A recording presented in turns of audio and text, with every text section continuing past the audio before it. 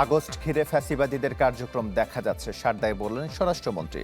বোমা সদৃশ বস্তু পাওয়া নিয়ে চলছে তদন্ত।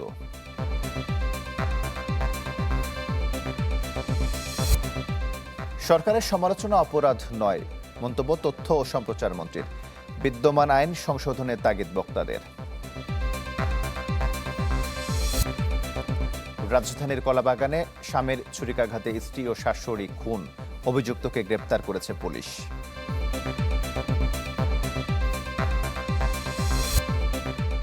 যৌন নির্যাতন সইতে না পেরে শিশু গৃহকর্মী মুনিয়ার আত্মহত্যা, অপমৃত্যু মামলা তদন্তে চাঞ্চল্যকর তথ্য।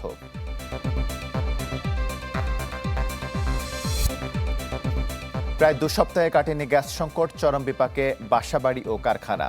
দাম বাড়ানোর পরিকল্পনা নেই পেট্রোবাংলার।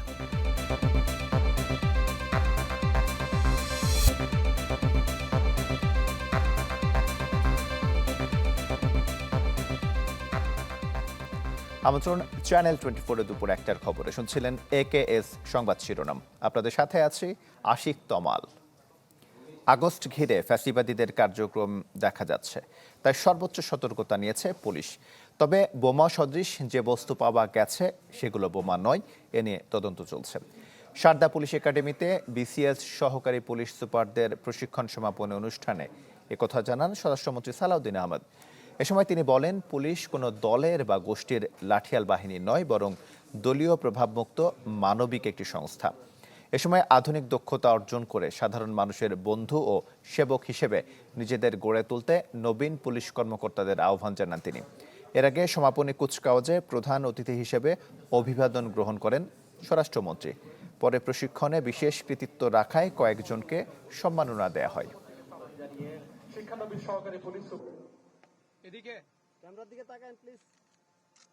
পুলিশ কোনো বিশেষ দলের বা গোষ্ঠীর লাঠিয়াল বাহিনী নয়, বরং পুলিশ হবে জনগণের কৃত্রিম বন্ধু। আমাদের নির্বাচনী ইশতেহারে আমরা দ্ব্যর্থহীনভাবে ঘোষণা করেছি, জননিরাপত্তা নিশ্চিত করা এবং পুলিশ বাহিনীকে দলীয় প্রভাবমুক্ত করে একটি আধুনিক সেবাধর্মী ও মানবিক সংস্থায় রূপান্তর করাই আমাদের মূল লক্ষ্য।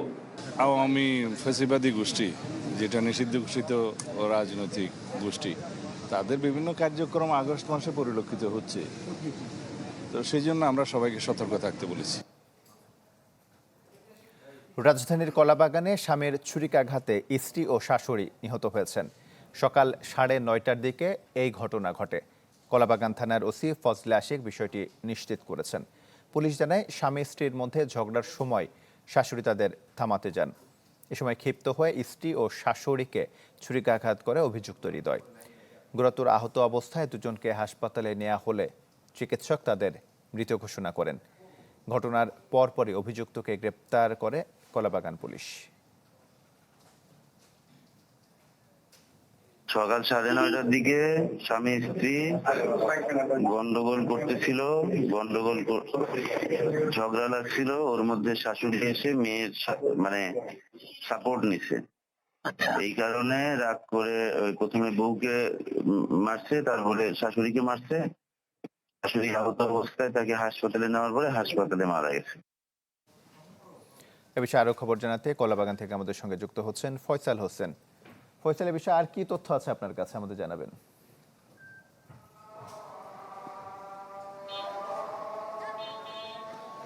সকাল 8:30 থেকে 9টার মধ্যে আসলে এই ঘটনাটি ঘটে কলাবাগান এলাকায়। এবং যখন ঘটনাটি ঘটে, যাকে হত্যা করা হয়েছে তিনি আসলে তার বাবার বাসায় ছিলেন এবং বাবার বাসায় তিনি গতকালকে একটা বিয়ে খেয়ে এসেছিলেন এবং স্ত্রীর সাথে আসলে সকালবেলা স্বামী বাসায় আসে এবং আসার পরে তাদের মধ্যে বাকবিতণ্ডা হয়। বাকবিতণ্ডার এক পর্যায়ে কিন্তু স্ত্রীর উপরে স্বামী চড়াও হন এবং তাকে ধারালো অস্ত্র দিয়ে আঘাত করেন। এবং একই সময় বাসায় শাশুড়ি ছিলেন, যিনি হত্যা করেছেন তার শাশুড়ি, এবং তার শাশুড়ি যখন বাধা দিতে আসে তখন তার শাশুড়িকেও আসলে ছুরি দিয়ে আঘাত করে এবং ঘটনাস্থলেই আসলে তারা গুরুতর আহত হন এবং পরবর্তীতে কিন্তু চিকিৎসাধীন যখন হাসপাতালে নিয়ে যাওয়া হয় তার শাশুড়িকে চিকিৎসক মৃত ঘোষণা করেন। আর স্ত্রীর মরদেহটি এখানে এখনো পড়ে আছে চুরুথাল করেছে পুলিশ এবং হয়তো কিছুক্ষণের মধ্যেই তার মরদেহটি নামানো হবে। আমরা এখানকার যারা আশেপাশের লোকজন এবং প্রত্যক্ষ যারা আছেন, যারা আশপাশের বাসায় থাকেন, তাদের সাথে কথা বলে যেটা জেনেছি যে বেশ কিছু বছর ধরেই তাদের মধ্যে পারিবারিক কলহ চলছিল। খুব একটা আগে তাদের বিয়ে হয়নি, একটি 9 মাসের ছোট বাচ্চা আছে এবং এর আগেও তাদের মধ্যে একবার সেপারেশন হয়েছিল এবং পরবর্তীতে কিন্তু সেই সেপারেশন পরবর্তীতে তাদের আবার তারা এক হয়েছে পারিবারিক কথা বলে এবং আজকে কিন্তু আবারও সেই দ্বন্দ্বের কারণেই একটি 9 মাসের বাচ্চাকে রেখেই কিন্তু মারা গেলেন তার মা এবং শাশুড়ি, মানে মা এবং তার এই শাশুড়ি। এবং এই হত্যাকাণ্ডের পরে যেটা আমরা শুনেছি যে যিনি হত্যা করেছেন তিনি কলাবাগান থানায় গিয়ে কিন্তু আত্মসমর্পণ করেছেন। তো এই ছিল ফয়সাল, আপনাকে ধন্যবাদ। রাজধানীর কলাবাগান থেকে আমাদের সঙ্গে যুক্ত হয়েছিলেন ফয়সাল হোসেন। দর্শক, জাতীয় প্রেস ক্লাবে লেবার পার্টির আলোচনায় বক্তব্য রাখছেন জামায়াত আমির। আমরা সরাসরি চলে যাচ্ছি সেখানে। তো সেই দিন জোটের একটা জবাব দিয়েছিলাম পার্লামেন্টের ভিতরে, আর বলেছি আগামীতে আল্লাহ তৌফিক দিলে বলবো। আজকে একটু বলি, 91 সালে পার্লামেন্ট গঠন হয়েছিল কিভাবে আপনারা জানেন? সরকার কিভাবে গঠন হয়েছিল? আমাদের সমর্থনের কারণে বিএনপি সেদিন সরকার গঠন করতে সক্ষম হয়েছিল। আমরা কোনো শর্ত দেই নাই যে আমাদেরকে 1-2 মন্ত্রী দেন, 5-7টা মহিলা এমপি দেন, এই ডিপার্টমেন্টের চেয়ারম্যান দেন, অমুক জায়গার ডিজি দেন, কোনো কিছু আমরা বলি নাই। আমরা চেয়েছিলাম একটা স্বৈরাচারী সরকার বিদায় নিয়েছে, বাংলাদেশটা রাজনীতির প্ল্যাটফর্মে ফিরে আসুক। আমরা চেয়েছিলাম জনগণের অভিপ্রায়ের আলোকে একটা সরকার পরিচালিত হোক। সরকার যখন গঠন হলো 94 সালে, অধ্যাপক গোলাম আজম সাহেব তৎকালীন ভারপ্রাপ্ত আমির জনাব আব্বাস আলী খানের নেতৃত্বে 4 জন তার ঘনিষ্ঠ দায়িত্বশীলকে পাঠালেন তৎকালীন প্রধানমন্ত্রীর কাছে। মাননীয় প্রধানমন্ত্রী, দলীয় সরকারের অধীনে নির্বাচন যখন বাংলাদেশে হয়েছে, প্রমাণ হয়েছে যে মানুষ স্বস্তিতে ভোট দিতে পারে না, মানুষের ভোটের কোনো প্রয়োজন হয় না, রেজাল্ট আগে থেকেই তৈরি থাকে, শুধু প্রকাশের অপেক্ষায় থাকে। যদি এই ধরনের একটা নন পলিটিক্যাল অরাজনৈতিক সরকারের অধীনে এবারকার নির্বাচনও না হতো, আপনি সরকার গঠন করতে পারতেন না। এটা প্রমাণ হয়েছে যে জনগণের ভোটের রায়ের প্রতিফলন পাওয়া গেছে। এইটাকে স্থায়ীভাবে সংবিধানের অংশ করুন, বিলটা সরকারি দলের পক্ষ থেকে আনুন, ক্রেডিটটা আপনারা নেন, এটার বিরোধিতা করে কেউ পার পাবে না এবং সংসদে কেউ বিরোধিতা করবে না, কারণ এইটাতে একমত হয়েই তো এই নির্বাচন হয়েছে। জাতীয় প্রেস ক্লাবে লেবার পার্টির আলোচনায় বক্তব্য রাখছেন জামায়াত আমির। আমরা সরাসরি সম্প্রচারে ছিলাম। চট্টগ্রামের শীর্ষ সন্ত্রাসী ডেভিড ইমন সহ 5 জনের 10 দিনের রিমান্ড মঞ্জুর করেছেন আদালত। শুনানি শেষে 2 মামলায় 5 দিন করে তাদের রিমান্ডের আদেশ দেন জুডিশিয়াল ম্যাজিস্ট্রেট মুতাসিম বিল্লাহ। এর আগে ইমন ও তার 4 সহযোগীকে কড়া নিরাপত্তার মধ্যে আদালতে হাজির করা হয়। তাদের 7 দিন করে 14 দিনের রিমান্ড চাওয়া হলে 10 দিন মঞ্জুর করা হয়। গত মঙ্গলবার ভারতে পালানোর সময় যশোর সীমান্ত থেকে তাদের গ্রেপ্তার করে পুলিশ। পরদিন আনা হয় চট্টগ্রামে। গ্রেপ্তার ইমনের বিরুদ্ধে হত্যা, চাঁদাবাজি সহ বিভিন্ন অভিযোগে 15টি মামলা রয়েছে। বিদেশে পলাতক শীর্ষ সন্ত্রাসী বড় সাজ্জাদের বাহিনী চালাতো ডেভিড ইমন। দিনের পর দিন যৌন নির্যাতন সইতে পারেনি 15 বছর বয়সী গৃহকর্মী মুনিয়া।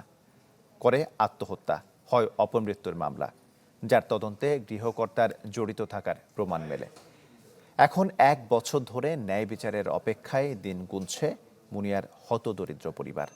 তাদের আশা যেন কোনোভাবেই আইনের ফাঁক গলে বেরোতে না পারে অপরাধী গৃহকর্তা। যশোর প্রতিনিধি তৌহিদুর রহমানকে সাথে নিয়ে রমেজ হুসাইনের প্রতিবেদন, ক্যামেরায় ছিলেন ইমরান হোসেন। আমি তো নিচে ঢুকতে বুঝলাম না ছেলেটা কি, আমি তো নাম নাই নিয়ে গেছি, এটা আমি দেখছি 7টার সময় নামাই নিয়ে গেছি, ওই ছেলেটা মাঝখানে বহায়ে নিয়ে গেছি। রাজধানীর দক্ষিণ খানের এই বাড়িটির 3য় তলায় গেল বছর আগস্টে গুরুতর অসুস্থ হয় গৃহকর্মী মুনিয়া। হাসপাতালে নিলেও বাঁচানো যায়নি মেয়েটিকে। এর পোস্টমর্টম রিপোর্ট বলছে কীটনাশক পানে মৃত্যু হয়েছে মেয়েটির। তবে প্রশ্ন ওঠে, কি এমন হয়েছিল 15 বছরের কিশোরী এই মেয়েটির সাথে? ঘটনার পর তৃতীয় তলার বাসাটি ছেড়ে দেন গৃহকর্তা শরীফুল শিল্পী দম্পতি। মুনিয়ার মৃত্যুর বিষয় জানতে যশোরের শার্শায় মুনিয়ার পরিবারের সাথে কথা বলে চ্যানেল 24। তারা জানান ৩ বছর ধরে একই গ্রামের গার্মেন্টস ব্যবসায়ী শরীফুলের বাসায় কাজ করত মুনিয়া। শেষ দিকে বাড়িতে এলে ঢাকায় ফিরতে চাইতেন না মেয়েটা। এরপর ১৯ আগস্ট গৃহকর্তার কাছ থেকে খবর পেয়ে ঢাকায় গিয়ে মেয়েকে মৃত হিসেবে পান তারা। আমার মেয়েও সেদিনকে ভালি বুলি পাটি পুটি মেয়েটা নিয়ে গেলে সে মেয়ে মারা গেলে কেরাম। আমার ছেলের কাছে ইমোয় সে রেকর্ডিং পর্যন্ত পাঠাচ্ছে, ভাইয়া তুমি ফোন তোলো। মানে কোনো ঘটনা হওয়ার পরে সে বলতে চেয়েছে যে ও আমাদের বলার চেষ্টা করেছে, সেসব মনে করেন ওরা মেরে ফেলেছে। যে মুনিয়া অসুস্থ, তুমি ঢাকায় এসো। আমি বলছি মুনিয়ার কি হয়েছে, জ্বর হয়েছে না ঠান্ডা লেগেছে? মুনিয়া তো কাল পরশুদিন কথা বললাম ফোনে, পৌঁছয়ে দেখি আমার মেয়ে সুস্থ তো নেই, আমার মেয়ে দুনিয়ায় নেই। মুনিয়ার পোস্টমর্টেম রিপোর্টে ছিল ধর্ষণের আলামত। মরদেহ থেকে সংগ্রহ করা ভ্যাজাইনাল সোয়াবের ডিএনএ টেস্টে পাওয়া যায় পুরুষের শুক্রাণু। তদন্ত কর্মকর্তার সন্দেহ থেকে পরীক্ষা করা হয় গৃহকর্তার ডিএনএ প্রোফাইল। চ্যানেল 24-এর হাতে আসা রিপোর্টে মুনিয়ার শরীর থেকে পাওয়া শুক্রাণু নমুনার সাথে পুরোপুরি মিল পাওয়া যায় গৃহকর্তার ডিএনএর। এরই মধ্যে ঢাকার চিফ মেট্রোপলিটন ম্যাজিস্ট্রেট আদালতে গৃহকর্তা শরীফুলকে অভিযুক্ত করে প্রতিবেদন দিয়েছে তদন্ত কর্মকর্তা, যাতে উঠে আসে শিশুটির উপর বিভিন্ন সময় যৌন নির্যাতনের তথ্য। শরীফুলের প্রতি ক্ষোভ আর ধর্ষণের বিষয়টি জানাজানি হওয়ার শঙ্কায় আত্মহত্যার পথ বেছে নেয় মেয়েটি। মৃত্যুর ঘটনা ভিন্ন খাতে নেওয়ার চেষ্টা করেন গৃহকর্তা শরীফুল। শরীফুলরা এমন কায়দায় করেছে, মানে হাসপাতালে সব ওদের। আমার মেয়ের লাশের ওই অ্যাম্বুলেন্সের থেকে গদখালি লেবে গেছে, গদখালি লেবে যেয়ে গদখালির থেকে 2 জন নিয়ে এসেছে, ওর নাকি কি মামা শ্বশুর না চাচা শ্বশুর। আমরা শুনি যে তারা মাস্তান। তাদের এই নিয়ে মনে করেন শার্শা থানা আমাদের ফাড়ি একেবারে কাঁপায় ফেলায়, মানে আমাদের কথা আর কেউ শুনছে না। একটা গরিব সন্তানের নিয়ে তার নিয়ে কিভাবে তার সাথে বেইমানি করলো, আমি কি বলি, তার জাহানের দিকে যার নজর দিই, তার ক্ষতি করি, তার মেরে ফেলি, তার কি বুক কাঁপিনি। ধর্ষণের প্রাথমিক সত্যতা মেলায় অভিযুক্ত শরীফুল এখন কারাগারে। মুনিয়ার বাবা মায়ের চাওয়া আইনের ফাঁক গলিয়ে যেন পার পেয়ে না যায় আসামি। আমার মেয়ের সাথে যা হয়েছে এরম, এর যদি বিচার সঠিক না হয় তা 1000 মেয়েটার সাথে এরম হবে, 1000 মা বাপের বুক খালি হয়ে যাবে। আমি একটু বিচারই চাই স্যার। রমিজ হুসাইন, চ্যানেল 24, ঢাকা। সরকারের সমালোচনা অপরাধ নয়, রাষ্ট্রের বিরুদ্ধে বলা অপরাধ হিসেবে গণ্য হবে। ঢাকা বিশ্ববিদ্যালয়ের গণযোগাযোগ ও সাংবাদিকতা বিভাগের প্রতিষ্ঠাবার্ষিকীর আলোচনায় এই কথা বলেছেন তথ্য ও সম্প্রচার মন্ত্রী জহিরুদ্দিন স্বপন।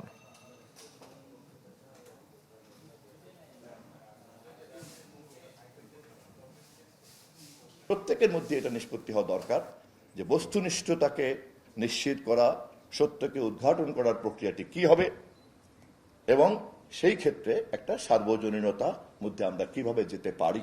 এখনো পর্যন্ত বাংলাদেশের বাক এবং বাক্যের স্বাধীনতা নিয়ন্ত্রণ করবার জন্য অসংখ্য আইন এখনো পর্যন্ত বহাল রয়েছে।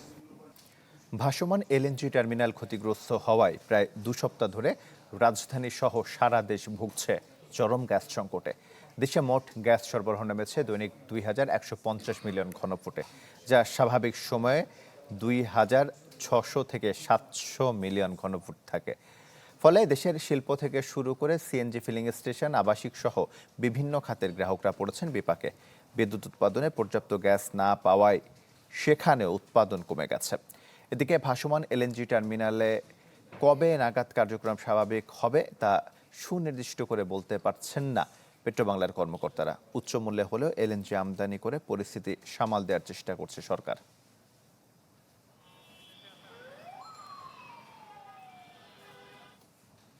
গ্যাস সংকটের খবর জানাতে রাজধানীর মহাখালী থেকে যুক্ত হচ্ছেন মরিয়াম আজিজ মৌরিন এবং মানিকগঞ্জ থেকে যুক্ত হচ্ছেন মোহাম্মদ ইউসুফ আলী। প্রথমে চলে যেতে চাই মরিয়াম আজিজ মৌরিনের কারণে কি অবস্থা দেখছেন এখন?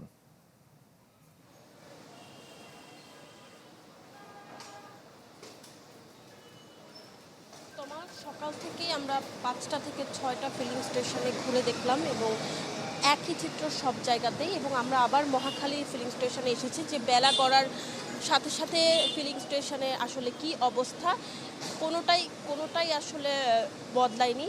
বেলা গড়ার সঙ্গে সঙ্গে ফিলিং স্টেশনে ভিড়গুলো আরও বাড়ছে। এবং আপনাকে যদি একটু দেখাতে চাই যে ফিলিং স্টেশনে সিএনজির সারি যেরকম রয়েছে, ভাড়ায় চালিত গাড়ির সারি সেরকম রয়েছে, এবং ব্যক্তিগত গাড়ি নিয়েও কিন্তু অনেকে আসছেন গ্যাস নেয়ার জন্য। এবং যেখানে ফিলিং স্টেশনগুলোতে কিছুক্ষণ পরেই আসলে গ্যাসের প্রেশার অনেকটাই কমে যাওয়ার কারণে কিছুক্ষণ বন্ধ রেখে আবার চালু করা হচ্ছে। কিছুক্ষণ বলতে 1 থেকে 1.5 ঘন্টা বন্ধ থাকছে, তারপর আবার চালু হচ্ছে। এবং চালকরা আসলে এই বৈরী আবহাওয়াতে অনেকটাই ভোগান্তিতে রয়েছে। এই বৃষ্টি, এই গরম, এই রোদ, এর মধ্যেই তারা আসলে 3-4 ঘন্টা, কেউ 5 থেকে 6 ঘন্টা অপেক্ষা করছে। তো এইখান থেকে এই ছিল সর্বশেষ। মরিন, আপনাকে ধন্যবাদ। মহাখালী থেকে চলে যেতে চাই মানিকগঞ্জে, সেখান থেকে যুক্ত হচ্ছেন মোহাম্মদ ইউসুফ আলী। ইউসুফ, মানিকগঞ্জের ফিলিং স্টেশনগুলোতে কি গ্যাস দেওয়া হচ্ছে? তোমার সারা দেশের ন্যায় মানিকগঞ্জ গ্যাস সংকট প্রকট আকারে দেখা দিয়েছে। মানিকগঞ্জে বিশেষ করে যে সিএনজি স্টেশনগুলোতে রয়েছে, সেগুলোতে কিন্তু গ্যাস নেওয়ার জন্য যানবাহনের দীর্ঘ সারি তৈরি হয়েছে। 24 ঘন্টার মধ্যে 3-4 ঘন্টা কোন রকম কম প্রেসার গ্যাস সিএনজি স্টেশনগুলোতে রয়েছে। আবার অনেক সিএনজি স্টেশন একেবারে বন্ধ ঘোষণা করা হয়েছে। তো আমি যে একটু যে চিত্র দেখাই, যে মানিকগঞ্জের একটি সিএনজি স্টেশন রয়েছে, এখানে কিন্তু এই গ্যাস নেওয়ার জন্য বা ভোর থেকেই যানবাহন আসছে, যে ব্যক্তিগত গাড়ি, প্রাইভেট কার, মাইক্রোবাস, এছাড়া যে সিএনজি অটো রিক্সা, পণ্যবাহী ট্রাক এবং বাস, সেগুলো কিন্তু এই যে সারিবদ্ধভাবে দাঁড়িয়ে রয়েছে গ্যাস নেয়ার জন্য। এসব যানবাহনের চালক, তাদের সাথে কথা বলতে তারা আমাদেরকে যেমনটা বলছেন যে গ্যাস আসলে 3-4 ঘন্টা বা 24 ঘন্টার মধ্যে পাওয়া যায়।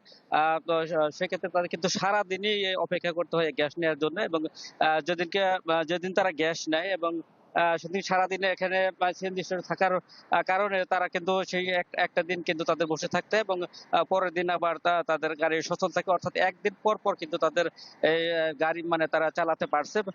এর ফলে কিন্তু তারা আর্থিকভাবে যেমন লোকসান হচ্ছে, এবং তারা কিন্তু চরম ভোগান্তিতে রয়েছে। তো এই সিএনজি স্টেশনে সকাল 6টা থেকে গ্যাস দেওয়া শুরু হয়েছে, বা 120-এর মতো পেশা ছিল। আস্তে আস্তে কিন্তু সেই গ্যাসের যে চাপ, সেটিকে কিন্তু কমতে শুরু করেছে। এটির পাশেও যে অন্যান্য যে সিএনজি স্টেশন রয়েছে, সে সিএনজি স্টেশন কিন্তু গ্যাস একেবারেই নেই, সরবরাহ বন্ধ রয়েছে।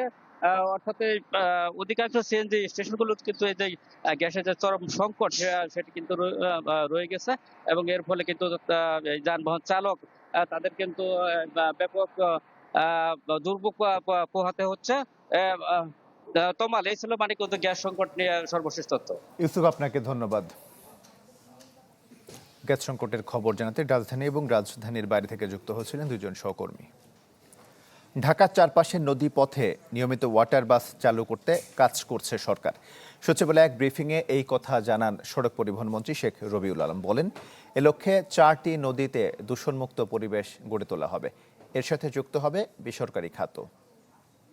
4টি নদী ঢাকাকে পরিবেষ্টিত করা আছে, সেই জায়গাগুলিতে আমরা ওয়াটার বাস এবং যেটাকে বলা হয় নৌপথে চলাচলটা যাত্রীদের জন্য নিশ্চিত করতে চাই। সব মিলে 424টি জায়গায় এই সরাসরিভাবে ওয়েস্টেজ দিয়ে যাওয়া হচ্ছে নদীতে, সেইটা বন্ধ করা কিভাবে যায় সেটা নিয়ে আজকে আলোচনা হয়েছে। যাত্রী বান্ধব করে কিভাবে ওয়াটার বাস চালু করা যায়, যার ফলে যাত্রীরা যাতায়াতও করতে পারে, আবার বিনোদনও পায়, পর্যটনটা উৎসাহিত হয়, সেই লক্ষ্যে সমন্বিত মিটিং।